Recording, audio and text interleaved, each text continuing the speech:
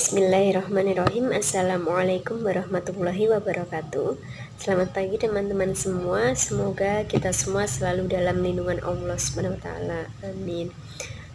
Baik teman-teman, di sini saya akan menjelaskan sedikit tentang etika dalam komunikasi, permasalahan etika komunikasi dan pengertian dari pesan nonverbal atau psikologi pesan nonverbal.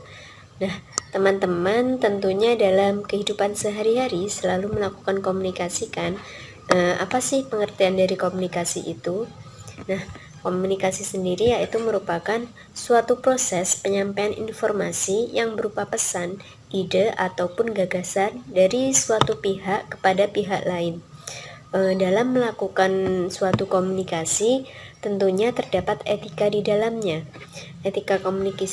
Etika komunikasi ini akan menjadi acuan yang digunakan dalam kegiatan berkomunikasi. Nah, etika komunikasi sendiri yaitu merupakan norma, nilai, ataupun ukuran tingkah laku yang baik dalam kegiatan berkomunikasi dengan orang lain agar tidak terjadi suatu prasangka buruk yang dapat mengakibatkan dampak negatif terhadap orang lain. Yang selanjutnya adalah permasalahan dalam etika komunikasi. Yang pertama yaitu kerumitan etika bahasa verbal. Nah, bahasa atau komunikasi verbal ini merupakan komunikasi yang menggunakan kata-kata lisan maupun tertulis. Contohnya dalam berkomunikasi menggunakan kata yang ambigu. Kata yang ambigu ini memiliki pengertian sebagai penggunaan kata yang tidak jelas maknanya.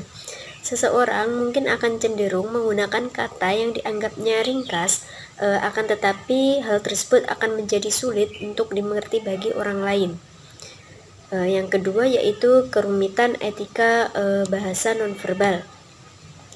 Bahasa nonverbal sendiri yaitu merupakan cara berkomunikasi dengan mengekspresikan wajah, gerak tubuh, senyuman, kontak mata, maupun sebagainya.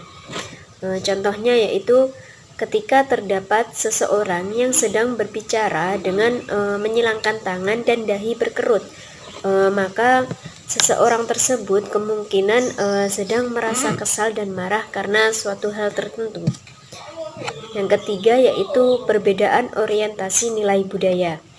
Dalam negosiasi atau berkomunikasi dengan budaya lain atau antar budaya, tentunya proses komunikasi yang terjadi bisa lebih jelas daripada berkomunikasi dengan orang-orang yang berbeda budaya. Karena apa?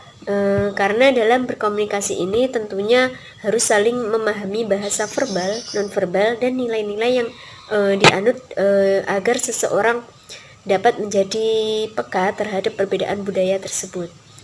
Karena apa yang dianggap kita baik atau buruk, pantas atau tidak pantas, sopan maupun tidak sopan dalam suatu budaya seringkali dianggap berbeda atau bahkan bertentangan dengan budaya lain. Contohnya di Indonesia memanggil nama pertama kepada atasan dianggap tidak sopan, tetapi di Amerika dan Australia hal tersebut dianggap biasa saja. Yang keempat yaitu masalah teknis. Masalah teknis ini berkaitan dengan kesalahan media yang digunakan dalam berkomunikasi maupun dalam menyampaikan pesan. Yang selanjutnya adalah psikologi pesan nonverbal. Komunikasi nonverbal ini merupakan komunikasi yang didapat dari lingkungan sekitar yang keluar berupa isyarat dan itu mengartikan sesuatu. Dan biasanya komunikasi nonverbal ini diikuti dengan komunikasi verbal yaitu berupa kata-kata guna untuk mendukung atau penguat dalam berkomunikasi. Yang selanjutnya adalah gestur atau bahasa tubuh. Gestur adalah bentuk perilaku nonverbal pada gerakan tangan, bahu, dan jari-jari. Gestur juga merupakan kombinasi bentuk tangan, orientasi dan gerakan tangan, lengan ataupun tubuh dan ekspresi wajah untuk menyampaikan pesan dari seseorang. Adapun macam-macam gestur yaitu yang pertama gerakan tangan dan lengan. Contohnya telapak tangan terbuka. Dalam kehidupan sehari-hari orang menggunakan posisi dasar telapak tangan yaitu telapak tangan menghadap ke atas. Hal ini merupakan ciri khas dari seorang pengemis. Telapak tangan yang terbuka ini dikaitkan dengan kebenaran, kejujuran, keterbukaan, kesetiaan, dan kepatuhan. Ketika seseorang ingin menjadi orang yang benar-benar jujur dan terbuka, maka ia mengulurkan salah satu atau kedua telapak tangannya pada orang lain dengan tangan terbuka dan mengekspresikan keinginannya dengan jujur. Dan bila seseorang berbicara sambil menyembunyikan tangannya di belakang badan ataupun di saku, mungkin orang tersebut sedang berbohong. Yang selanjutnya adalah gerakan tangan ke wajah. Gerakan ini berarti ragu-ragu, tidak menentu, bohong atau berlebihan. Contoh dari gerakan ini yaitu melindungi mulut. Gerakan ini meliputi tangan menutupi mulut dengan ibu jari yang menekan pipi. Secara tidak langsung bahwa orang tersebut ingin menyamarkan sesuatu yang ingin dikatakannya.